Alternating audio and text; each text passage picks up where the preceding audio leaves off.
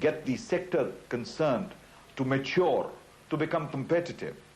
With us in the studio, on my left, Mr. Adit Jain, Managing Director of the Economist Intelligence Unit, India. And on my right, a well-known farmer activist, Dr. Nanjendra Swamy.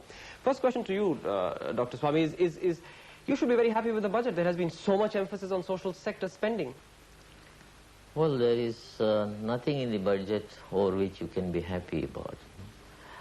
See, they have chucked out programs which will not be implemented.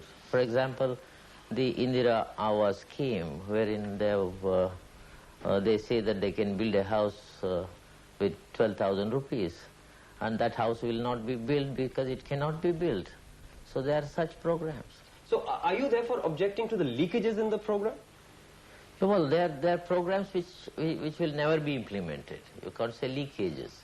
I don't think any state government would take up the Indira Awas program because they can't build a house with 12,000 rupees. They will have to supplement it with state funds. What about things like pensions for old people, the midday meal scheme? I mean, there have been a lot of new schemes that the finance minister did announce in the budget. Well, giving 100 rupees a month is not a pension for an old man. I don't consider it as a program at all. What would you have wanted then? What would you have done? Well, the whole thing needs restructuring, away from the so-called restructuring of the international monetary institutions. These, Dr. Nanjendra Swamy, are words. In terms of specific measures, you're a person from the field. You've led agitations. You are an activist. If you were put in the finance minister's chair, how would you restructure?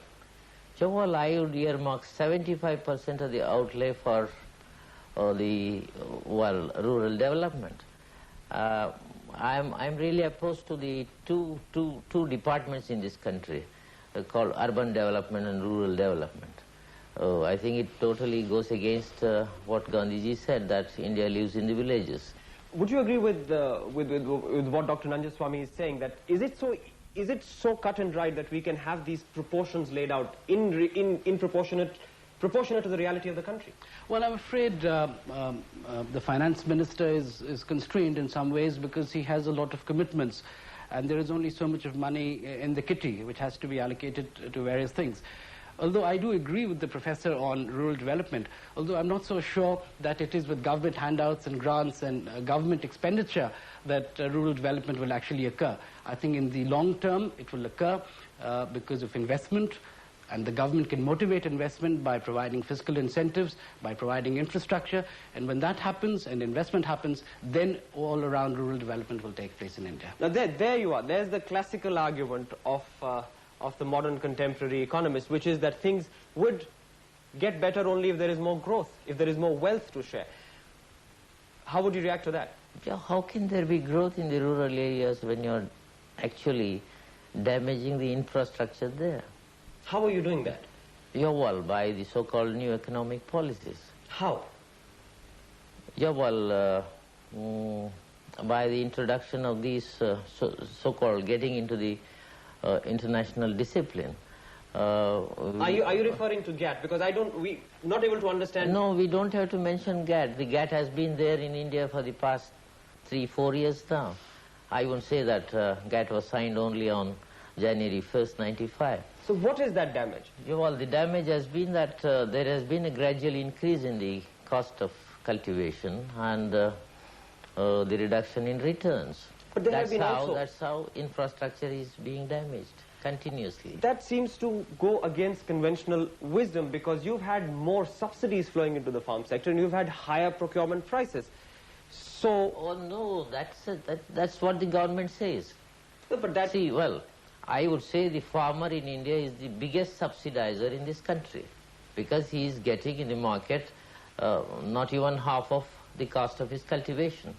That way, he is the biggest subsidizer in this country. But he's also so talking about subsidies to farmers. Well, remove subsidies to farmers, give them a scientifically calculated price to what they produce. Then you don't need any subsidies. Then capital investments in the rural areas will start only then.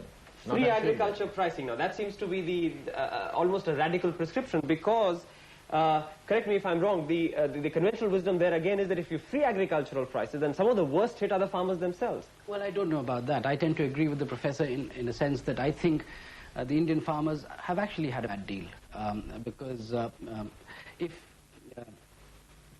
pricing wasn't controlled by government, then I think the farmers would have been certainly better off. I mean, if we are liberalizing trade and we are liberalizing investment, and then we were to liberalize the output of farm commodities and make them comparable to what they would be elsewhere, then I think the farmers would be better off. So I agree. No. Then what are required are two measures. On the one hand, you have to remove farm subsidies, and on the other hand, you have to open the farm sector to export, to the global economy. Absolutely. Would you support that? No, global economy, export-oriented agriculture. Yes. What are you going to export? Non-essential agricultural produce, and then depend on essential agricultural produce. For that matter, you are going to export exotic fruits and vegetables and import staple food. So it's a bit difficult to understand what we are therefore advocating. You are saying free the agriculture sector. You are saying remove subsidies. You are saying keep it insulated from the global economy. All of which, if I can understand it right, would lead to an increase in prices of agricultural produce, which will hit the poorer sections more than anybody else. No, it will not. Because when I say scientifically calculated prices for the agricultural produce, it automatically includes scientifically calculated wages for agricultural labor also. What could be, as a watcher of the economic scene, what could be the compulsions on him to have remained silent on agriculture? Because I believe that he had more immediate things from his perspective on his hand. Things, as I said, to do with elections being around the corner, things to do with driving down prices, things to do with giving the economy at large a boost. So it was, in a sense, his budgetary measures were a bit episodic in nature. Possibly. Thank you very much for being with us. Thank you very much indeed. Still to come, was the budget a political or economic statement? That's after the break.